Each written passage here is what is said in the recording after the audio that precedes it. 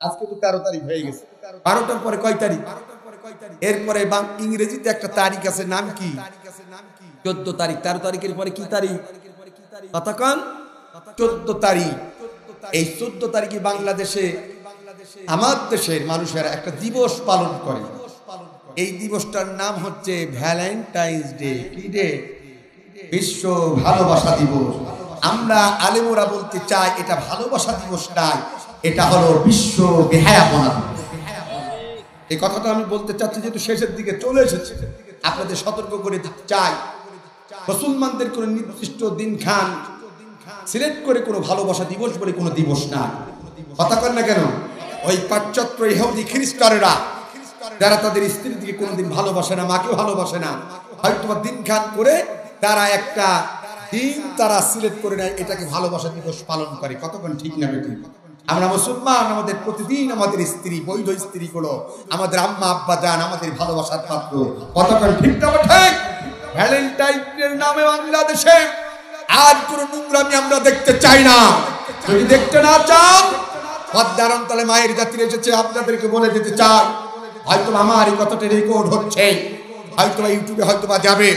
আমি সাতক্ষীরাবাসীদেরকে বলতে চাই, এই 14 ফেব্রুয়ারি ভ্যালেন্টাইন্স ডে, আপনার মেয়ে, আপনার বোন, আপনার বাড়ির মেয়ে, মায়ের জাতিরা কোথায় যায়, এগুলোকে একটু নজরদারি করা দরকার, ঠিক কিনা?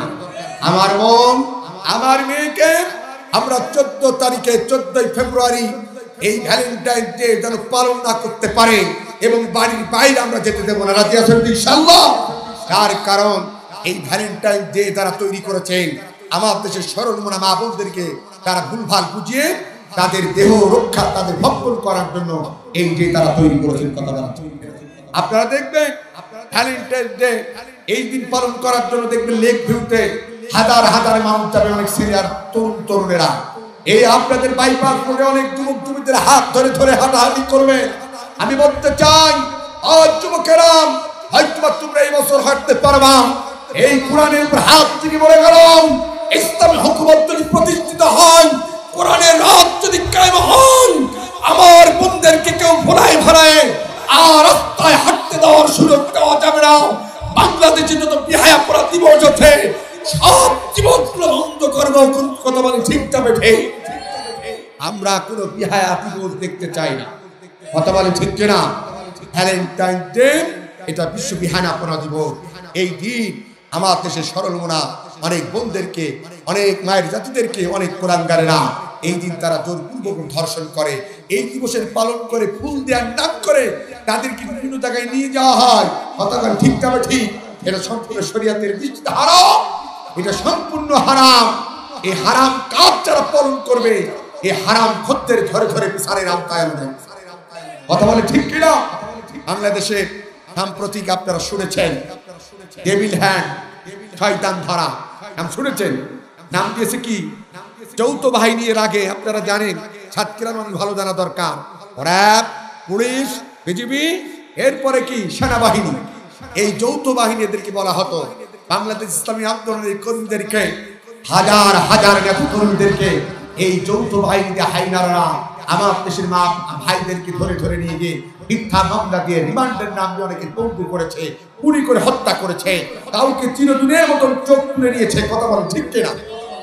আমরা চাই এই ডেভিল হ্যান্ড, শয়তান ধরো, এটা চলমান বাংলাদেশে থাক। সাতক্ষীরায় যারা বলদুরাতে মুহাদ্দিস আব্দুল খালিকের বিল্ডিং ভেঙেছে, মুহাদ্দিস আব্দুল খালিকের মতন মানুষদেরকে মিথ্যা মামলাতে জেলে রেখেছেন, তরিকুল ভাইয়ের মতন ভাইদেরকে তারা মিথ্যা মামলাতে কারারুদ্ধ করে রেখেছিল, এদেশের আপামর জনতা হাজারো সরল মনা মানুষদের নামে মিথ্যা মামলা দিয়ে যারা ঘর বাড়ি ছাড়া করেছিল, যারা ব্যবসা বাণিজ্য লুণ্ঠন করেছে, যারা আমার আপনাকে বিভিন্ন ধরনের বাড়িতে ঘুমাতে দেয় নয়, প্রকৃতপক্ষে তাদেরকে এই শয়তান ধারা, এদের নাম দিয়েছে ডেভিল হ্যান্ড, এদেরকে ধরিয়ে দেওয়া উত্তম। কথা বলে ঠিক? বাংলাদেশে কোনো অস্ত্র কারবারি, কোনো নারী ধর্ষণকারী, কোনো টেন্ডারবাজ, কোনো মাদক সম্রাট, এগুলো আমরা দেখতে চাই না। এদেরকে এখন ধরিয়ে দিলে সোয়াব হবে, গুনাহ হবে না। কথা বলেন ঠিক যাবে ঠিক? আমরা যদি খেয়াল রাখবো, কোনো সরল মনা কোনো ব্যক্তিকে মিথ্যা মামলায় জড়াবো না। রাজি আছেন ইনশাআল্লাহ? কাউকে কষ্ট দেব না। তাদের মতো যারা প্রকৃতপক্ষে অপরাধী, যাদের বিভিন্ন তথ্য প্রমাণ বাংলাদেশে আছে, আমরা আইন নিজে হাতে তুলে নেব না, তাদেরকে দেশের আইনের আশ্রয় হাতে তুলে দেবো। কথা বলা ঠিক না? পরিশেষে বিদায় লগ্নে আজকে একটা খবর দিতে চাই। 6 মাস পরে আমাদের অন্তর্বর্তী সরকার ডক্টর ইউনূস এবং তার উপদেষ্টা বাহিনী আয়নাঘর পরিদর্শন করেছে আজকে। আপনারা জানেন, আমরা যখন এই আয়নাঘরের চিত্রগুলো যখন দেখতেছিলাম, অন্তর্বর্তী সরকারের প্রধান ডক্টর ইউনূস তিনি বলেছেন, এই আয়নাঘরের মধ্যে ঘর তৈরি করেছেন আইয়ামে জাহেলিয়াতের যুগকে হার মানিয়ে দিয়েছে। আইয়ামে জাহেলিয়াতের যুগেও মানুষের উপরে এত বর্বরতা, এত নিষ্ঠুরতা এগুলো করা হয় নাই। কথা বলে ঠিক না? অতএব সাবধান, আয়নাঘর যারা তৈরি করেছেন, এই আয়নাঘরের দৃশ্য আপনারা তারা দেখেছেন, অতীতে যেন এটার আর পুনরাবৃত্তি না হয়। ঠিক না বেটি? আল্লাহ পাক রব্বুল আলামিন যারা আয়নাঘর তৈরি করে আমাদের ভাইদেরকে কষ্ট দিয়েছে, ওদেরকে অতীতে দ্রুত তাদের অতি বিলম্বে গ্রেফতার করে আইনের আওতায় আনা হোক। কতকাল ঠিক কিনা?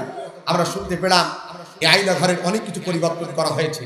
এই আয়নাঘরের পরিবর্তন যারা করেছে এদেরকে ধরে আইনের আওতায় আনা হবে। কতকাল ঠিক না বেটি? বিশ্ব মিডিয়ার কাছে তুলে ধরা হোক এই চিত্রটা। কবুতরের ঘরের মতো ছোট্ট একটা ঘরের মধ্যে মানুষকে আটকে রাখা হতো। একটা ইলেকট্রিক চেয়ার পাওয়া গেছে, যেখানে 1 সেকেন্ড এরকম 5 সেকেন্ড যদি কাউকে ইলেকট্রিক শর্ট দেওয়া হয়, নাক মুখে সাথে সাথে রক্ত বের হতো, মানুষ পাগল হয়ে যেত। এই ঘরের মধ্যে সেই চেয়ারটা পাওয়া গেছে। কতকাল ঠিক কিনা? আমরা চাই ওই ভারতে পালিয়ে গেছে ওই ডাইনি সহ তার দুজনদেরকে ধরে নিয়ে এসে অন্তত সেই চেয়ারে 5 মিনিট বসানো হোক। ঠিক না বেঠি? তবে এই জাতির আত্মা শান্তি পাবে, তবে আমার ভাইদেরকে যারা কষ্ট করেছে তাদের প্রকৃতপক্ষে তারা শান্তি পাবে। কথা বলে ঠিক কিনা? আল্লাহ তাআলা সেই তৌফিক দান করুন করেন। আমি পরিশেষে বিদায় লগ্নে আমি যেই কথাগুলো বলেছি, একটা কথা শুধু বলেছি, কোরআন ছাড়া মানুষের কোনো মুক্তি নাই, এই কোরআনের বিধান ছাড়া মানুষের কোনো মুক্তি নাই। সেই কোরআনের বিধান মানব, এবং এই কোরআনের বিধান যদি বাংলাদেশের পার্লামেন্টে থাকে তবে ন্যায় বিচার প্রতিষ্ঠা করা আমাদের জন্য কি হবে? সহজ হবে। নাইলে আল্লাহর আইন না থাকলে ন্যায় বিচার কখনো করা যাবে না। এই জন্য আল্লাহর আইন থাকতে হবে, সত্যকের শাসন থাকতে হবে। রাজি আছেন ইনশাআল্লাহ? আল্লাহ সেই তৌফিক দান করুন করেন। আমি ওয়া আখিরি দাওয়ানা আলহামদুলিল্লাহি রাব্বিল আলামিন। আসসালামু আলাইকুম ওয়া রাহমাতুল্লাহি ওয়া বারাকাতুহু। اللهم آمين. ربنا ظلمنا أنفسنا وإن لم تغفر لنا। ঠিক। অতএব সাবধান করে দিলাম আজকে মাহফিল থেকে। শুধু তাই না, আমার সাথে আবার অনেকেই নতুন নতুন হচ্ছে, তাদেরকেও সাবধান করে দিলাম। একজন তো এই দেশের আলেমদেরকে হাজারো তহমত দিয়ে জঙ্গিবাদ, স্বাধীনতাবাদী, রাষ্ট্রদ্রোহী, রাজাকার, আল বদর, আল শাম বহু তকমা দিয়েছে, তবুও জাতির মন থেকে এদের নাম মুছে দিতে পারে নাই। তারা কিন্তু এদেশ থেকে হেলিকপ্টার নিয়ে পালাইছে, লাস্টে টিকে থাকতে পারে না। অতএব এই আলেমদের নিয়ে বেশি বাসাবাড়ি করবা না। যদি করো, ওরা তো হেলিকপ্টার নিয়ে পালাইছে, তুমি লুঙ্গি পরার টাইম পাবা। কথাটা ঠিক কিনা? কি পরার টাইম পাবা না, লুঙ্গি পরার টাইম পাবা না। সাবধান। অতএব সাবধান করে দিলাম। আল্লাহ ওদেরকে হেদায়েত দিক বলেন। আমি এবার আসুন, আমি যে কথাটি বলবো খুব মনোযোগ দিয়ে শোনেন। যেই কথাটা প্রত্যেক জুম্মার নামাজে ইমাম সাহেবের কাছ থেকে শুনে থাকেন। এদিকে তাকান। আমার আলোচনা সাবজেক্ট সূরা নাহাল। কোন সূরা? নাহাল। কত নম্বর আয়াত? 90 নম্বর আয়াত। কত নম্বর আয়াত? 90 নম্বর আয়াত। আল্লাহ কি বলছে দেখেন, আমার দিকে তাকান। আমার ভাই নামা, যে আয়াতটা আপনারা জুম্মার নামাজে যারা নামাজ পড়তে যান, অন্তত সপ্তাহে একদিন ইমাম সাহেবের কাছ থেকে সানি খুতবার মধ্যে শুনে থাকেন। এই আয়াত, এদিকে তাকান। কোন সূরা? সূরা নাহাল। নাহাল মানে কি কেউ বলতে পারবেন? মৌমাছি যেটা মধু সংগ্রহ করে। মধু কি করে? আপনারা কি করেন? মধু, সাতক্ষীরা তো মধুর জন্য বিখ্যাত। মধু কি করে? মধু খায়। নবীজি বলছেন মধু হলো সকল রোগের শেফা। সুবহানাল্লাহ বলবেন না? কিন্তু যে জিনিসের কদর বেশি, যে জিনিস দামি বেশি, তার ভেজালও। আর সাতক্ষীরাই ভেজাল মধু কেউ খায় না, কেউ বেচেও না। ঠিক কি? আপনার অনেক ভালো মানুষ, ফেরেশতা। ঠিক না ঠিক? আল্লাহর এই একটি প্রিয় খাদ্য, মানুষের একটি প্রিয় খাদ্য, নবীজির একটি প্রিয় খাদ্য মধু। এটাকে ভেজাল করে নিজের আমলটাকে নষ্ট করে, এটাকে ভেজাল করে জাতিকে বিভিন্ন রোগের মধ্যে পতিত করবেন না। যদি ভেজাল মধু খাওয়ার কারণে, আপনার ওই মধু খাওয়ার কারণে কারোর শরীরে রোগের বাসা বাঁধে, এবং এই মধু খাওয়ার কারণে কারো অঙ্গহানি হয়, কোন মানুষ ক্ষতিগ্রস্ত হয়, আমার কথা নাই, আল্লাহর আদালতে কাঠ গড়ায় আপনাকে দাঁড়াতে। কোনো খাওয়া নাই, কি নাই বলেন? কোনো খাওয়া নাই। আল্লাহর আদালতে তাকে দাঁড়াতে হবে। যতবার খানাই কাবা তওয়াফ করেন না কেন, আর যত রাকাত আপনি নামাজ পড়েন না কেন, যত দানবীর হন না কেন, ভেজাল কোন প্রোডাক্ট বাজারে তৈরি করে ওই ইনকাম করে দানবীর সাদা তাহাজ্জুদ গুজারি হওয়া, হাফ করা, এগুলো আল্লাহর দরবারে কোনো কিছু কবুল হবে? ওদেরকে কার আসামির কাঠ গড়ায় দাঁড়ানো হবে? আল্লাহ। ওদিকে যেতে চান, এদিকে তাকান। তাহলে সূরা নাহাল 90 নম্বর আয়াত, আল্লাহ কি বলছে? এদিকে তাকান। আল্লাহ বলছেন, আউযু বিল্লাহি মিনাশ শাইতানির রাজীম, বিসমিল্লাহির রহমানির রহিম, ইন্নাল্লাহা ইয়া'মুরু বিল আদলি ওয়াল ইহসান ওয়া ইতা'i যিল কুরবা ওয়া ইয়ানহা আনিল ফাহশাই ওয়াল মুনকারি ওয়াল বাগই ইয়া'iযুকুম লাআল্লাকুম তাযাক্কারুন। সাদাকাল্লাহুল আযীম। এই আয়াতটি কি আপনারা কোনোদিন শুনেছেন? কোথায় শুনেছেন? সবাই একটু বলেন কোথায়? জুম্মার নামাজে ইমাম সাহেব খুতবার মধ্যে বলে, ঠিক কি না? কিন্তু এই আয়াতটা নিয়ে আপনারা কোনোদিন গবেষণা করেছেন? এতটুকু গবেষণা হয়েছে। কি গবেষণা? যে আমার দেশের রহিম চাচা করিম চাচা এই অর্থ বুঝুক আর না বুঝুক, সেই বলে ইয়াইযুকুম লাআল্লাকুম তাযাক্কারুন, তখন কি করে? মাশাআল্লাহ, ধরে বলেন কি করে? তখন উঠে দাঁড়ায়। এতটুকু চাচা বুঝেছে যে এখন খুতবা শেষ হবে, নামাজ, কথা বললেন কেন, নামাজ শুরু হবে। আমাদের দেশের মানুষ এতটুকু জানে। কিন্তু নবীজি বলছেন, আমার উম্মতেরা তোমরা শুনে যাও, তোমরা যদি শুধু সূরা এই নাহালের 90 নম্বর আয়াতের আলোকে তোমাদের জীবনটাকে যদি তোমরা সাজাতে পারতে, তাহলে তোমরা দুনিয়ার মধ্যে সোনার মানুষে রূপান্তরিত হবে। সুবহানাল্লাহ বলবেন না? কথা কার? কি এমন কথা? এই আয়াতের মধ্যে আল্লাহ পাক রব্বুল আলামিন বলেছেন যে আয়াতের আলোকে জীবন যদি কেউ পরিচালনা করে সোনার মানুষ হওয়া যাবে। সেটা জানা দরকার আছে না নাই? আছে না নাই? এই আয়াতের মধ্যে আল্লাহ পাক রব্বুল আলামিন 6টি বিষয় কথা বলেছেন। কয়টা? এদিকে তাকান। কয়টা? 6টা। 3টা আদেশ, 3টা নিষেধ। তাহলে 3 এ 3 কত হয়? জোরে বলেন। 3 এ 3 6 হয়। সেই 3টা আদেশ আর 3টা নিষেধ কি কথা বলেছে একটু আমরা জানতে চাই। রাজি আছেন ইনশাআল্লাহ? এদিকে তাকান। আউযু বিল্লাহি মিনাশ শাইতানির রাজীম, বিসমিল্লাহির রহমানির রহিম, ইন্নাল্লাহা ইয়া'মুরু বিল আদলি ওয়াল ইহসান ওয়া ইতা'i যিল কুরবা ওয়া ইয়ানহা আনিল ফাহশাই ওয়াল মুনকারি ওয়াল বাগই ইয়া'iযুকুম লাআল্লাকুম তাযাক্কারুন। সাদাকাল্লাহুল আযীম। এদিকে তাকান। আল্লাহ তাআলা 3টা আদেশ করেছেন। 1 নাম্বার, আল্লাহ বলেন, ও দুনিয়ার মানুষেরা, আমি তোমাদেরকে এই পৃথিবীর মধ্যে ন্যায় বিচার, হক বিচার, সত্য বিচার করার জন্য দুনিয়াতে পাঠিয়েছি। সুবহানাল্লাহ বলবেন না? কথাটা কার? খালি জুম্মার নামাজ আপনারা যারা পড়েন, এই আয়াত যারা শুনেছেন, আমাদের দেশে কি শোনার পরে ন্যায় বিচার আছে?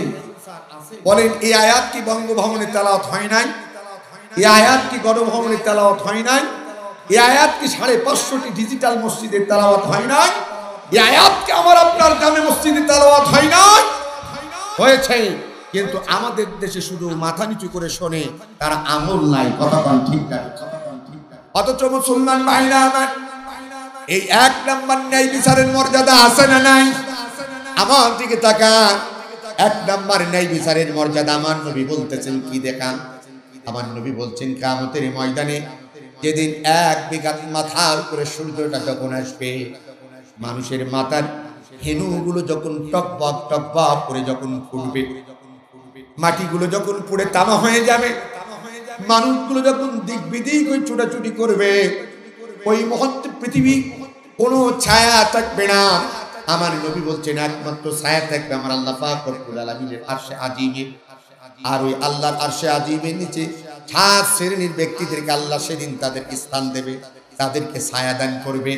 তাদের মধ্যে 1 নাম্বার নবীজি বলছেন, যাদেরকে আল্লাহ পাক রব্বুল আলামিন ওই আল্লাহর আরশে আজিমের নিচে ছায়া দান করবে, তারা হলে ইমামুল আদিল, যারা দুনিয়ার মধ্যে ন্যায় বিচার করেছে, সৎ বিচার করেছে, হক বিচার করেছে। বলেন সুবহানাল্লাহ।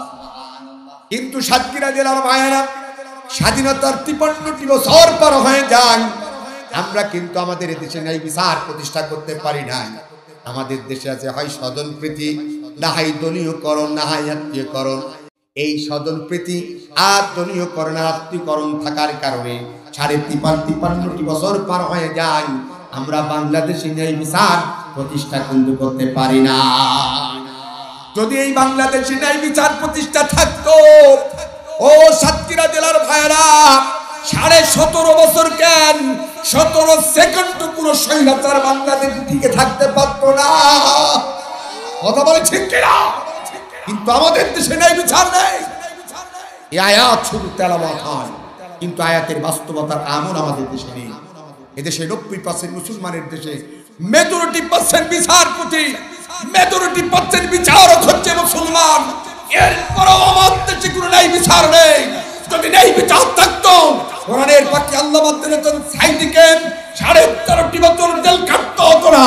যদি ন্যায় বিচার প্রতিষ্ঠা থাকতো, আমাদের 11 জন শীর্ষ আলেমদেরকে, ইসলামী ব্যক্তিদেরকে ফাঁসির কাছে ঝুলতে হতো না।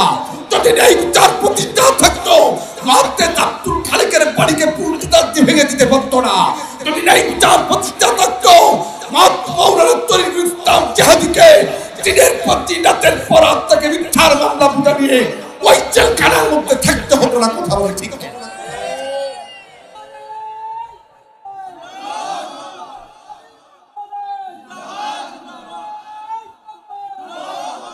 আবার ভাইয়ের আপনাদের কি কষ্ট হচ্ছে?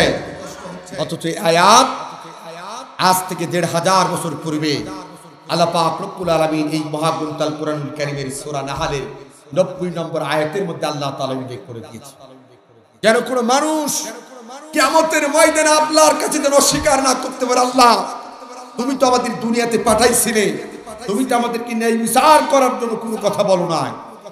এই কথা যেন কোনো মানুষ না বলতে পারে। যার কারণে ওমর ইবনে আব্দুল আজিজ তার জামানা থেকে এই আয়াতটা এতটা ইম্পর্টেন্ট, এতটাই গুরুত্বপূর্ণ ছিল যে যার কারণে ওমর ইবনে আব্দুল আজিজ জুম্মার সানি খুতবার মধ্যে তিনি প্রত্যেক ইমাম সাহেবকে সপ্তাহে একদিন এই আয়াতটা তেলাওয়াত করা বাধ্যতামূলক করে দিয়েছেন। সুবহানাল্লাহ বলবেন না? আজও আমাদের দেশে আয়াত তেলাওয়াত হয় কি হয় না? কিন্তু আয়াত তেলাওয়াত হয়, মগার আমল হয়। কথাকার রাগ করেছেন? রাত গভীর হয়েছে আমি জানি, আপনারা উঠাউটি করতেছেন 2-1 জন, আমিও জানি। আমার ভাইরা আমার একটু দুরূদ শরীফ পড়েন। আল্লাহুম্মা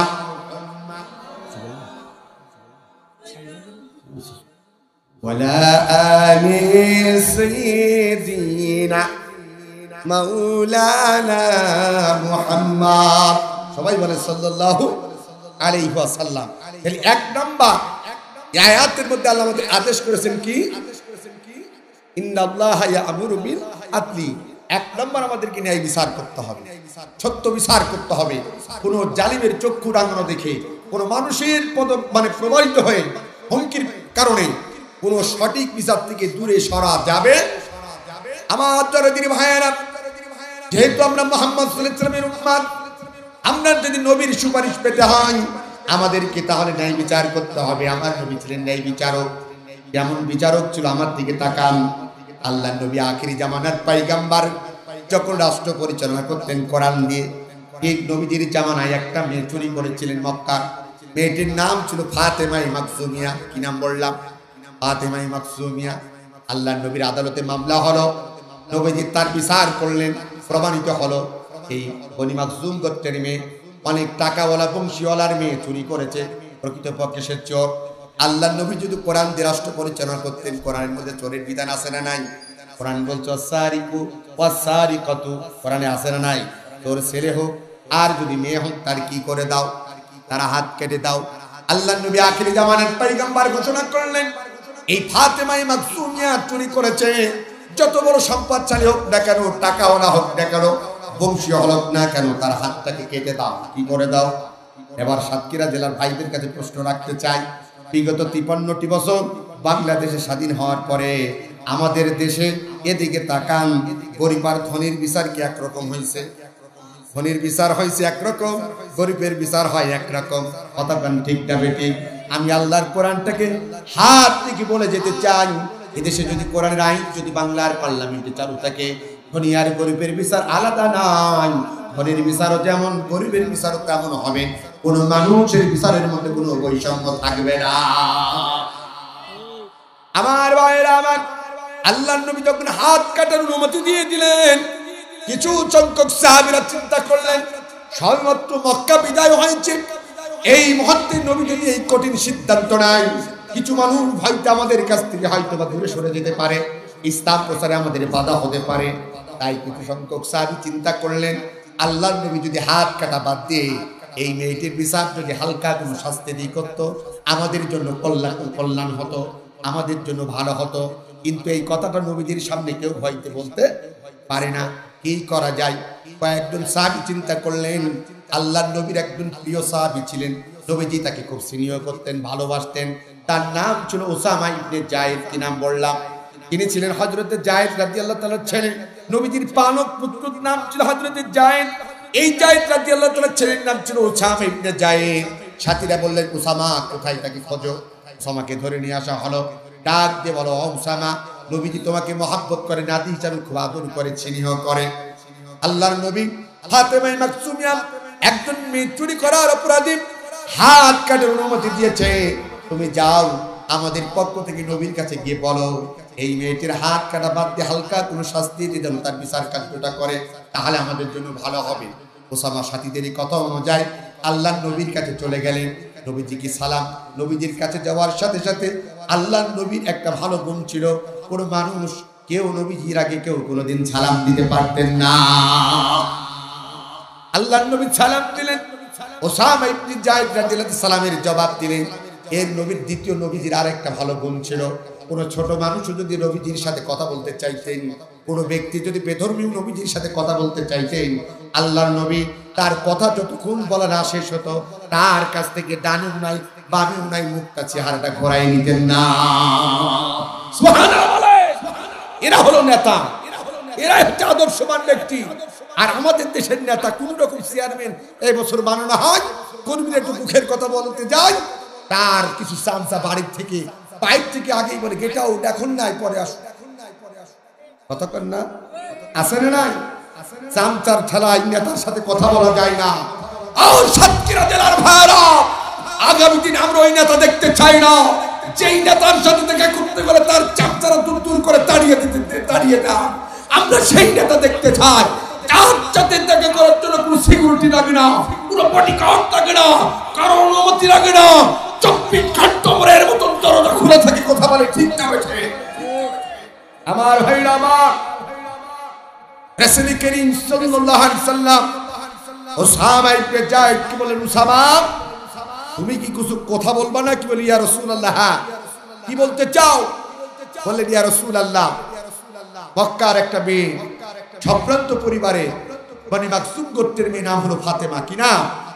এই মেয়েটি চুরি করেছে, আপনি তার হাত কাটার অনুমতি দিয়েছেন। নবী গো, কিছু সংখ্যক সাথীরা চিন্তা করলাম এর যদি হাত কেটে দেওয়া হয় আমাদের সমস্যা হতে পারে, এটা কি বাদ দিকে হালকা শাস্তি দিয়ে বিচারটা করা যায় না? আল্লাহু আকবার বলবেন না? ও সাতক্ষীরা জেলার ভাইয়েরা, আল্লাহর নবী শোনার সাথে সাথে চোখগুলো লাল বর্ণের হয়ে যায়। নবীজির চেহারার মধ্যে একটা রাগান্বিত ছাপ চলে আসে। আল্লাহর নবী ডাক দিয়ে বলে, ওসামা তুমি কি জানো না এই পৃথিবীতে অনেক নবী রাসূলদেরকে আল্লাহ তাআলা পাঠিয়েছে, যেমন তাওরাত, যেমন ইনজিল কিতাব যেই নবীদের উপর আল্লাহ নাজিল করেছে, এই নবীদের ইন্তেকালের পরে তাদের কওমের লোকেরা এই বিধানের মধ্যে বিভিন্ন রদবদল করেছে, অনেক কিছু লুকোচুরি করেছে, পড়াই ফেলেছে, নিজের মন গড়া অনেক মতদর্শ ঢুকিয়েছে, যার কারণে আল্লাহ পাক রব্বুল আলামিন এই নবীদের ইন্তেকালের পরে তাদের কওমের লোকদের উপর আল্লাহ লানত বর্ষণ করেছে, অভিশাপ দিয়েছে। ওগো উসামা, আমি আখিরি জামানার পয়গম্বর মুহাম্মদুর রাসূলুল্লাহ সাল্লাল্লাহু আলাইহি সাল্লাম আল্লাহর কোরআন দিয়ে রাষ্ট্র পরিচালনা করি। এই কোরআনের বিধান বাদ দিয়ে মানব রচিত কোন একটা মতবাদ দিয়ে তার শাস্তির বিধান যদি কার্যকারিতা করি, আল্লাহ রাব্বুল আলামিন আমার উপরেও প্রতিটি নবী রাসূলদের কওমের লোকদের মতো লানত বর্ষণ করবে।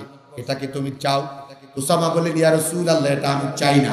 তখন নবীজি বলিষ্ঠ কণ্ঠে ডাক দিয়ে বললেন, উসামা তাহলে তুমি শুনে রাখো, আর এই ফাতেমা মাকসুমিয়া এই মেয়েটি কেন, আর যদি আমার নিজের মেয়ে মুহাম্মদ বিনতে ফাতেমাও যদি চুরি করতো, আর আমার আদালতে যদি তার মামলা হতো, আর যদি প্রমাণিত হতো আমি মুহাম্মদ সাল্লাল্লাহু আলাইহি সাল্লাম আমার মেয়ে ফাতেমার হাত কাটার আইন থেকে আমি পিছুপা হতে পারতাম না।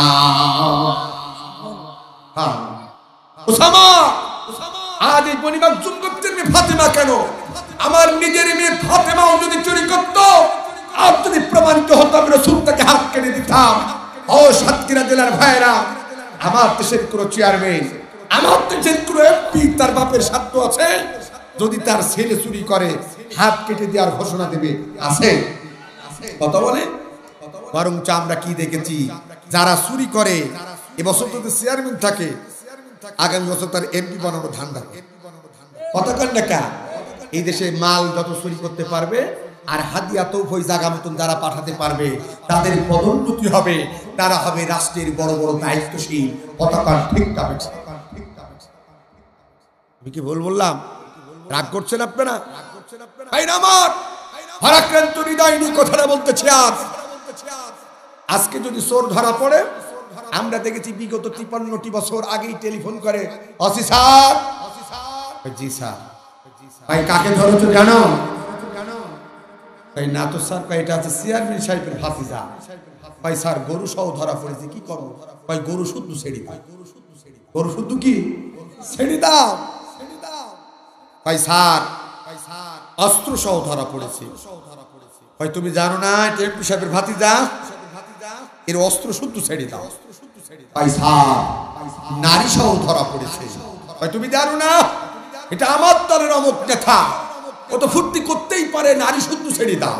নারী শুদ্ধ কি করো? ছেড়ে দাও।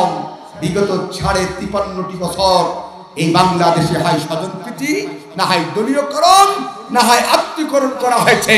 যদি প্রকৃতপক্ষে ন্যায় বিচার প্রতিষ্ঠা করা হতো, এদেশ থেকে সম্পদ চুরি করে কেউ দাদাবাবুর দেশে নিয়ে যেতে পারতো না। এদেশের সম্পদ চুরি করে কেউ আকাশ চুরি বাড়ি আর গাড়ি বানাতে পারতো না। এদেশের সম্পদ চুরি করে বিদেশে কেউ সেকেন্ড হুক বানাতে পারতো না। কথা বলেন ঠিক যাবে? কষ্ট হয়। অথচ এই ন্যায় বিচার প্রতিষ্ঠার জন্য প্রত্যেক জুম্মার নামাজে বারবার করে ইমাম সাহেবরা, আমার তরিকুল ভাই, আমরা আরো ইমাম সাহেবরা যারা জুম্মার নামাজ পড়ায় বলিষ্ঠ ভাষায় বলে, ইন্নাল্লাহা ইয়ামুরু বিল আদলি, ও দুনিয়ার মানুষেরা নিশ্চয় আমার রব তোমাদেরকে দুনিয়ার মধ্যে ন্যায় বিচার করার জন্য পাঠিয়েছে। কিন্তু আমাদের দেশে শুধু শুনি মাথা নিচু করে, কিন্তু আমল কথা কন নাকি আছে না নাই? কষ্ট হচ্ছে আপনাদের? আর লম্বা আলোচনা নাই, যেহেতু রাত 12:30 বেজে গেছে। আমার এদিকে তাকান, শেষ। এদিকে তাকান। না না, আবেগ দিয়ে চলা যাবে না। আগামীকাল ফজরের নামাজ কাজা হোক, এই কাজ করা যাবে না। আমি আপনাদের এদিকে তাকান, মোনাজাত হবে কিছুক্ষণের মধ্যে। কালকের পরের দিন এদিকে তাকান। এদেশে আমরা বাস করি কোন রাষ্ট্রে বলেন? বাংলাদেশ। আমরা যদি ভারতে বাস করতাম, আমি তো ভারতে অনেক মাহফিল করতে যাই, কোন জায়গায় মাহফিলে বাধা দেয় না।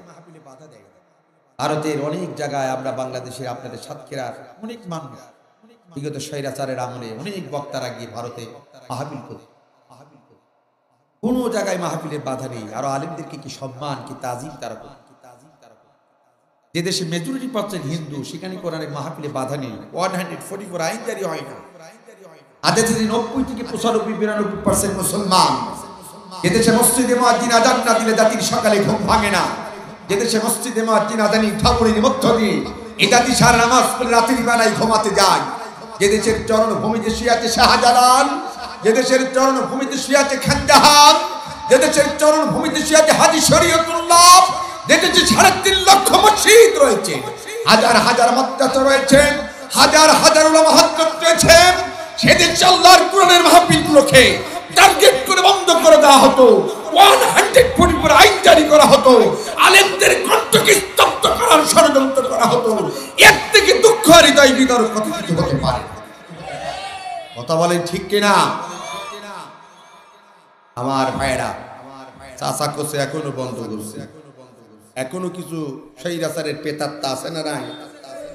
যারা হাটঘাট, মাঠ, টেম্পো স্ট্যান্ড, সিএনজি স্ট্যান্ড, এইগুলো খারাপ ধান্দায় যারা আছে, কিন্তু কোরআন সত্য কথা বলে। এই কথা যখন বলবে হাটঘাট, মাঠ দখলবাজি করা যাবে না, ওরাই দেখবেন নতুন করে ওই আবু জেহেলের রূপ ধারণ করে বাংলাদেশে মাহফিল বন্ধ করার ষড়যন্ত্র করার কিন্তু কাম হবে না, আর কাম হবে না।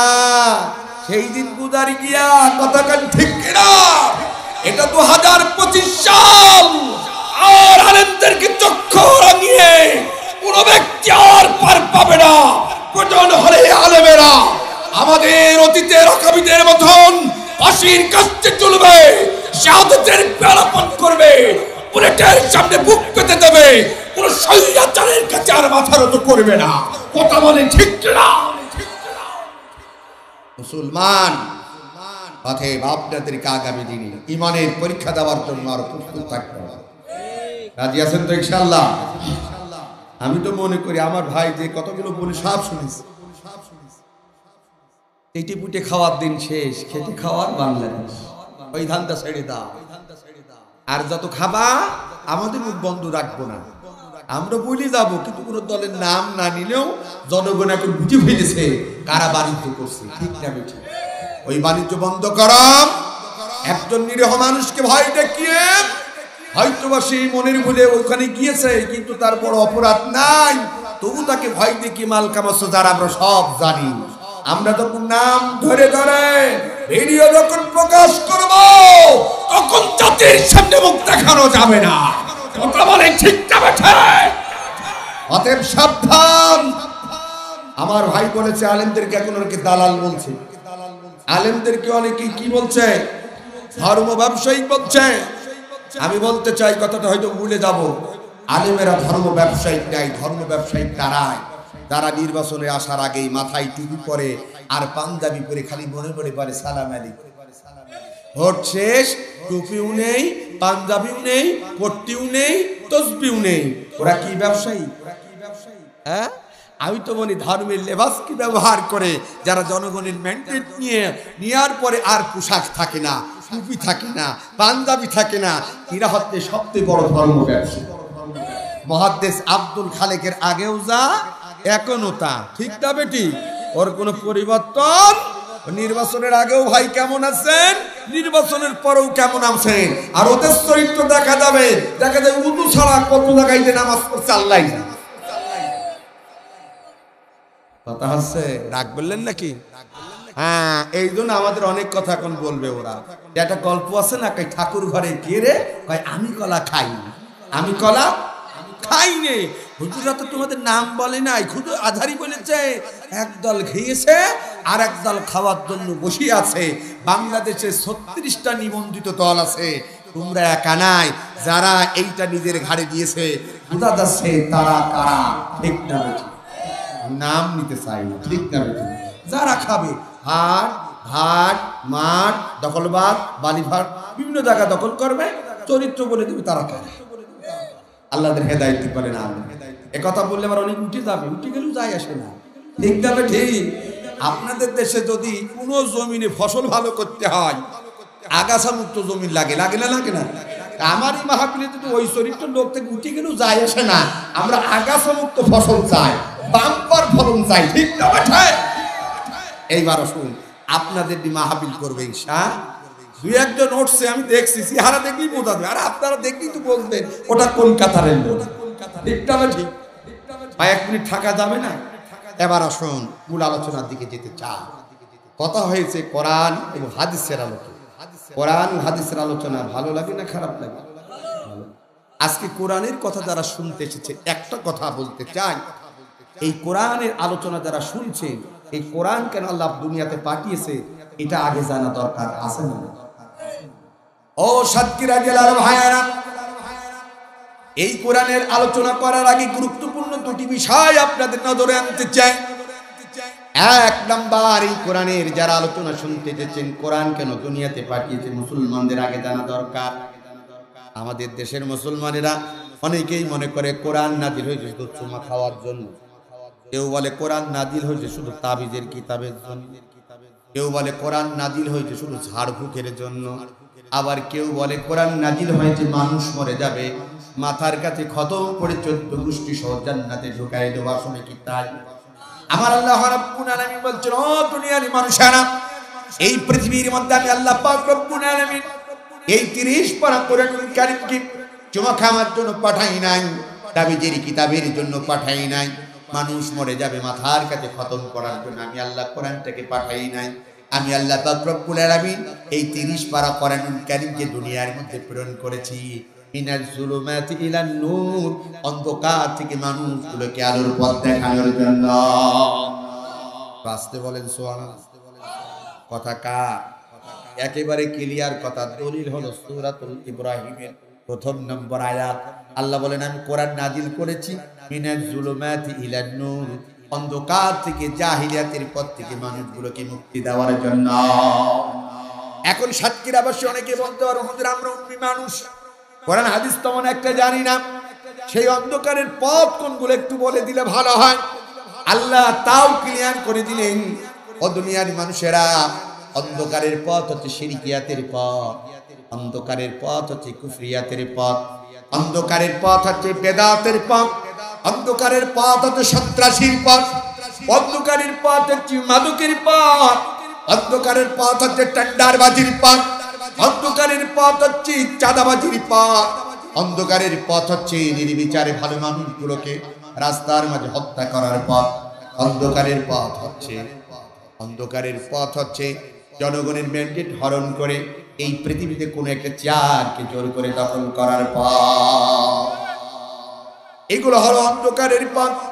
এই পথগুলো থেকে মানুষদেরকে মুক্তি দেওয়ার জন্য আজ থেকে 1450 বছর আগে গোটা পৃথিবীর মানুষের জন্য আল্লাহ পাক রব্বুল আলামিন এই কোরআন নামক কিতাবটাকে দুনিয়ার মধ্যে প্রেরণ করেছেন। বলেন সুবহানাল্লাহ।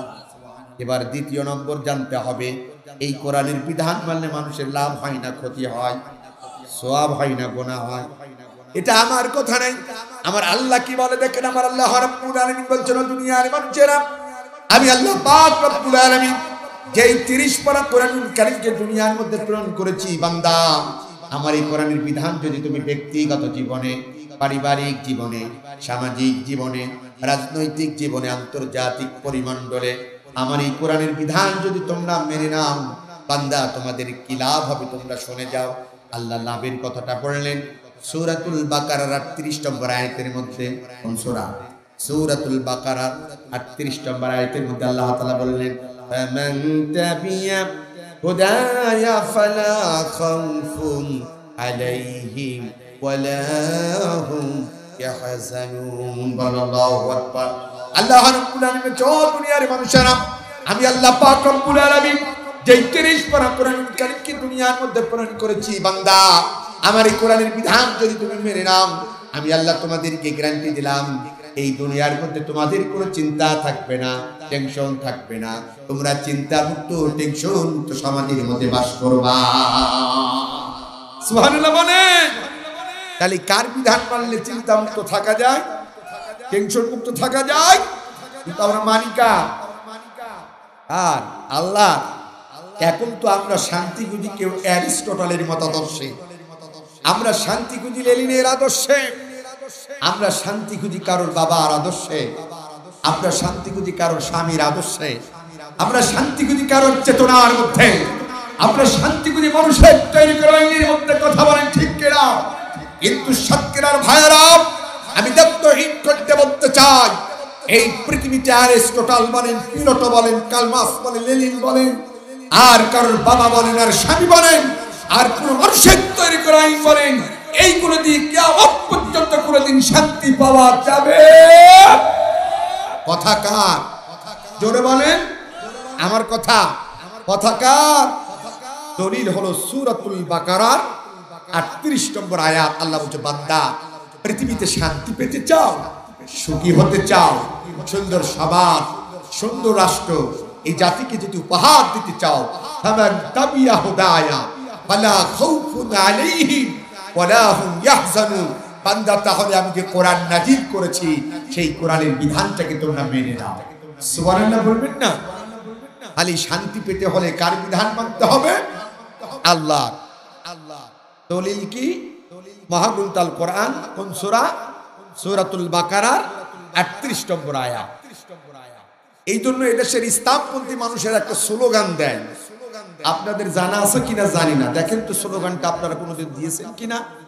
এদেশের ইসলামপন্থী মানুষের একটা স্লোগান দেয়, সব সমস্যার সমাধান দিতে পারে এ স্লোগান শিখবেন কোন 17.5 বছর তো 1000 2000 টাকার নোট নিয়ে আর এক প্যাকেট বিরিয়ানি নিয়ে সঙ্গীতার মোড়ের সামনে সাতক্ষীরার মেইন পয়েন্টে নিউ মার্কেটের সামনে গিয়ে স্লোগান দিয়েছেন নেতা অবৈধ কিছু টাকা ইনকাম করেছে আগামী দিনে নির্বাচন করবে এই জন্য কর্মীদের বলতে 1000 টাকার নোট দিলাম এক প্যাকেট বিরিয়ানি দিলাম মিছিল করবি কালকে কি সঙ্গীতার মোড়ে কি মিছিল অমুক ভাইয়ের চরিত্র ফুলের মতন পবিত্র দেখা যায় নামাজ পড়া না একত্র গাঁজা খায় সাধু কথা কন না কেন আছে না নাই এই স্লোগান চলেছে 17.5 বছর হুমবান স্লোগান আন্নাই নেতা নমিনেশন পাই নাই অবৈধ কিছু মাল কামাইছে কর্মীদের বলতে শোন 1000 টাকার নোট দিলাম আর গিয়ে পাঞ্চি হোটেল থেকে আমার নাম করে এক প্যাকেট করে বিরিয়ানি নিবি এই যে টিকিট দিয়ে দিলাম কোন হোটেল পাঞ্চি হোটেল এইবার কর্মীরা গিয়েছে 1000 টাকার নোট আর ওই যে টিকিট দিয়ে পাঞ্চি হোটেল থেকে বিরিয়ানি নিয়ে স্লোগান দিচ্ছে জালো জালো আগুন জালো অমুক জুনার গদিতে আগুন জ্বালাও একসাথে এই সব স্লোগান বিগত 17 বছর হয়েছে ভালো স্লোগান শেখেন ঠিক না বেটি এখন কিছু ভালো স্লোগান শেখা দরকার আছে না নাই বলেন সব সমস্যার সমাধান আল্লাহর আইন চাই বলেন না কেন সৎ লোকের বলেন আল্লাহর আইন চাই সৎ লোকের শাসন চাই নারে তাকবীর আল কোরআনের আলো হ্যাঁ এই স্লোগান দিয়েছে এখন অনেকে পাগলা হয়ে যাচ্ছে তার মধ্যে একটা চাপাই নবাবগঞ্জের এক পাগল ভুলভাল বকা শুরু করেছে নাম কি এক ছিল বিগত স্বৈরাচারের আমলে এক প্রশাসক হাউ আঙ্কেল আর বর্তমানে আর এক হাউ আঙ্কেলের জন্ম নিয়েছে ঠিক না বেটি উনি বহুত কথা বলছে বিএনপি ভাইদের কি বলবো না থামান